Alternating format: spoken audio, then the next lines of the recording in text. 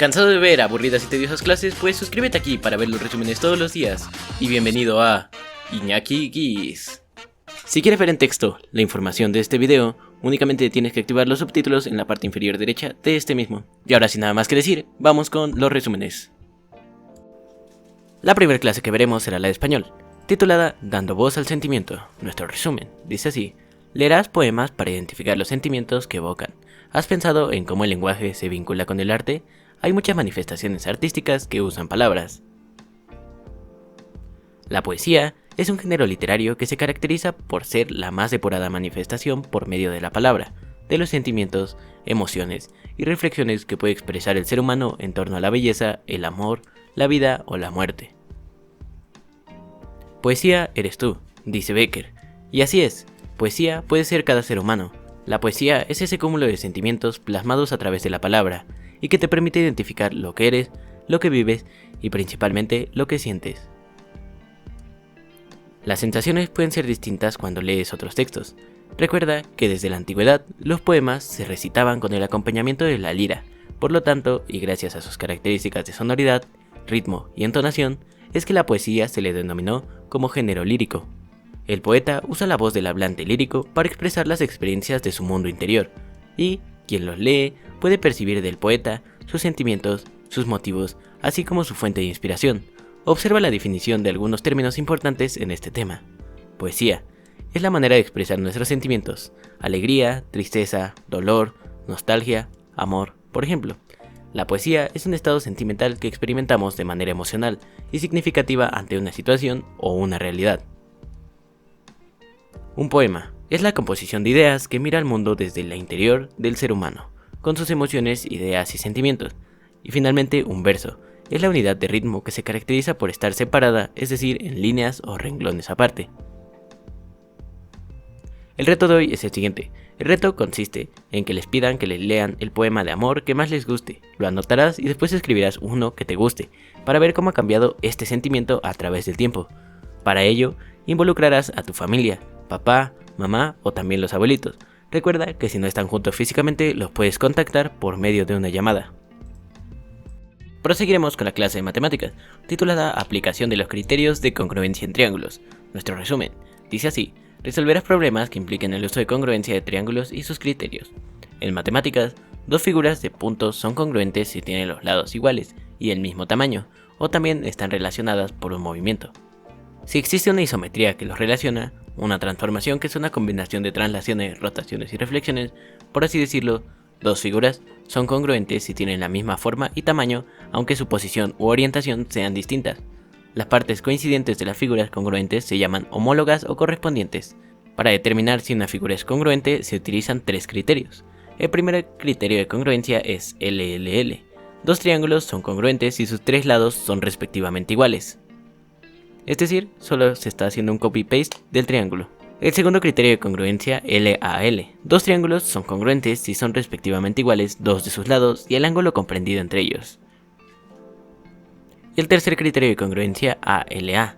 Dos triángulos son congruentes si tienen un lado congruente y los ángulos con vértice en los extremos de dicho lado también congruentes. A estos ángulos se les llama adyacentes al lado. Por ejemplo, podemos decir que los siguientes triángulos son congruentes ya que cumplen con los criterios antes mencionados. Proseguiremos con la clase de historia, titulada Las expediciones españolas y la conquista de Tenochtitlan. Nuestro resumen dice así: analizarás el proceso de conquista de Mesoamérica, desde la llegada de los españoles hasta la caída de Tenochtitlan. A principios del siglo XVI, Mesoamérica era un conjunto de cientos de señoríos, muchos de ellos estaban sometidos al poderío de la Triple Alianza. Se pensaba que los españoles llegaron a conquistar a una nación o pueblo, pero la verdad es que se encontraron con una gran diversidad de culturas, muchas de ellas bajo el dominio de los mexicas. Solo algunos de esos señoríos gozaban de independencia, como los tlaxcaltecas, los purépechas y ciertos pueblos mayas en el sur de nuestro actual territorio y Centroamérica. En este contexto, los españoles emprendieron exploraciones hacia las costas mexicanas desde Cuba.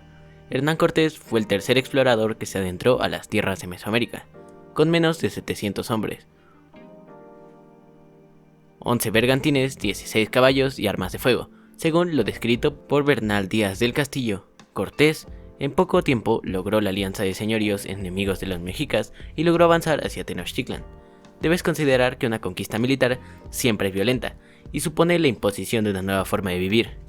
¿Cómo fue que un pequeño grupo de españoles lograron conquistar a una gran ciudad como Tenochtitlan en la que habitaban miles de personas? Debió ser una combinación de factores: las armas de fuego, los animales domesticados, el resentimiento de algunos pueblos en contra de los mexicas y también las enfermedades europeas desconocidas para los habitantes de Mesoamérica. Los antecedentes de la conquista de Mesoamérica se originaron en Cuba. De esa isla partieron 3 expediciones, la primera encabezada por Francisco Hernández de Córdoba, la segunda por Juan de Grijalva y la tercera por Hernán Cortés. Uno de los pocos soldados que acompañaron a estos 3 capitanes en esas expediciones fue Bernal Díaz del Castillo, quien relata esas expediciones en su libro Historia verdadera de la conquista de la Nueva España. Después llegaron a Centla, hoy Tabasco, donde enfrentaron la primera batalla contra los mayas chontales, quienes estaban decididos y preparados para combatir a los españoles, porque ya sabían de ellos por expediciones anteriores.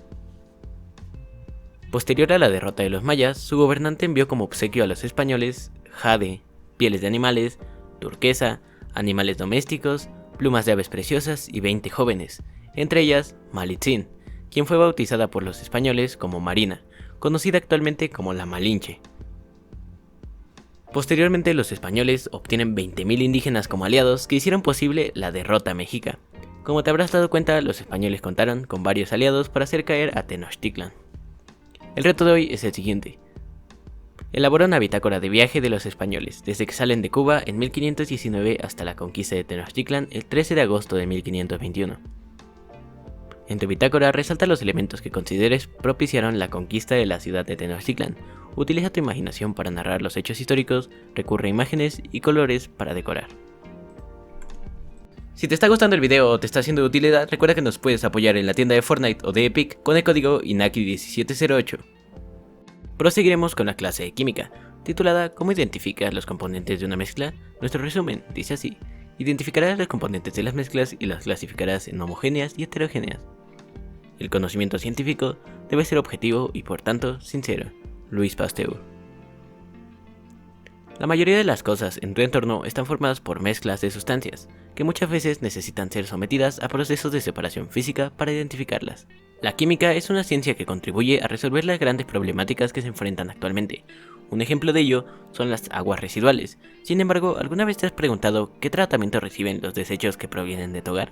Para que sean menos nocivos al medio ambiente, es necesario conocer las propiedades de las sustancias que adquieres y excluyes de tu hogar.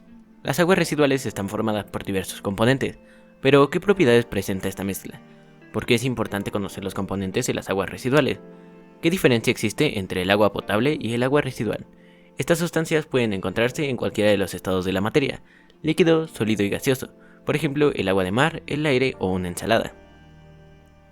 Las mezclas se forman cuando 2 o más sustancias se unen en distintas proporciones, sin cambiar sus propiedades químicas. A las sustancias que integran una mezcla se les llama componentes. Estos pueden distinguirse o no a simple vista, dependiendo de sus propiedades y de su proporción en la mezcla. Las mezclas se clasifican en homogéneas y heterogéneas. En las disoluciones, el soluto es la sustancia sólida, líquida o gaseosa que se disuelve en el disolvente. El soluto se encuentra en menor proporción que el disolvente en una solución. La cantidad de soluto en una disolución determina si esta es diluida, concentrada, saturada o sobresaturada. Por ejemplo, cuando preparas un chocomilk en las mañanas, el soluto sería el chocomilk y la disolución sería la leche. Y dependiendo las cantidades que utilices de chocomilk, tu mezcla estará diluida, concentrada, saturada o sobresaturada. Las mezclas heterogéneas están constituidas por la fase dispersante, componente de las dispersiones en el cual se encuentran suspendidas un conjunto de partículas que constituyen la fase dispersa. Por ejemplo, una ensalada, en la que no todo está mezclado y se puede apreciar a simple vista sus componentes, y las homogéneas se encuentran totalmente unidas y no es capaz de visualizarse sus componentes de forma sencilla. Y finiquitaremos el día de hoy con la clase de artes, titulada Arte en Contexto. Nuestro resumen dice así: conocerás experiencias del arte colectivo en diversos contextos del mundo, es decir, algunos colectivos que utilizan el arte como medio de expresión social, política o reflexiva, a fin de crear un impacto en la sociedad. Recuerda que esta disciplina te da la posibilidad de expresar tus emociones y sentimientos. Cuando piensas en una pieza artística, habitualmente supones a un único creador. Sin embargo, en tu realidad, el arte se abre camino a través de formatos que rompen precisamente con ese modelo un objeto o un artista. ¿Te suenan estas frases? Cada segundo de vida es un momento nuevo y único en el universo, un momento que nunca se repetirá. Yo no pinto lo que veo, pinto lo que siento. Y todo lo que puede ser imaginado es real. Son de Pablo Picasso. Hacen alusión a la forma de representación del mundo exterior en conexión con lo que se siente dentro, en tu mundo interior y con otras personas, apreciando que estas formas de representación pueden ser tan diversas como las cosas que suceden a cada instante. En este sentido, cuando conectas formas de mirar el mundo con otras personas, es posible hacer arte colectivo con la intención de trabajar juntos en la generación de expresiones artísticas que representen lo que sientes en una misma producción. Puede ser que el conjunto trabaje al unísono en una misma pieza o que cada quien trabaje por su cuenta, elaborando piezas que más tarde formarían un conjunto, parte de una misma idea. ¿Sabías que en México existen muchos tipos de danzas, las cuales son consideradas patrimonio cultural de México y de la humanidad? Y una de ellas es el zapateo. El zapateado tiene sus raíces en la música tradicional española con un toque mexicano y árabe. Es una fusión cultural. Muchas de las danzas en México han plasmado las ideas de una época mediante el simbolismo de sus pasos, sus colores, el vestuario o los objetos que utilizan para la representación dancística. De hecho, parte de estas ideas fueron plasmadas también en las obras artísticas que surgieron en la Revolución, como el muralismo, que fue un movimiento artístico que surgió en el año 1920. Gran parte de los muralistas expresaron su visión sobre la identidad nacional, la situación social y política del país mediante sus trazos y simbología. El muralismo se distinguió por difundir parte de la cultura y la vida mexicana a un público masivo. En el mundo también existen movimientos así. Un ejemplo del colectivo es Never Group, donde un dúo de artistas callejeros con base en Suiza trabajan juntos desde 1996, interviniendo los muros de diferentes ciudades del planeta con espectaculares ilustraciones que cuestionan temas de índole social, y donde ponen especial énfasis en la reflexión del ser humano como huella negativa en el medio ambiente. El reto de hoy es el siguiente. Si te es posible, contacta a algunos de tus compañeros de clase de manera virtual para invitarlos a realizar un proyecto formando un colectivo teatral, musical, pictórico, cinematográfico o el que les parezca más interesante. También podrás realizar esta actividad con tu familia. Guarda tu proyecto para que al regreso a clases presenciales lo puedas compartir. Y eso ha sido todo por el video de hoy. Si te gustó, recuerda darle like, suscribirte y activar la campanita para estar al tanto de próximos videos. Si crees que le puede ser útil a alguien más, no olvides compartirlo. Muchas gracias y hasta la próxima.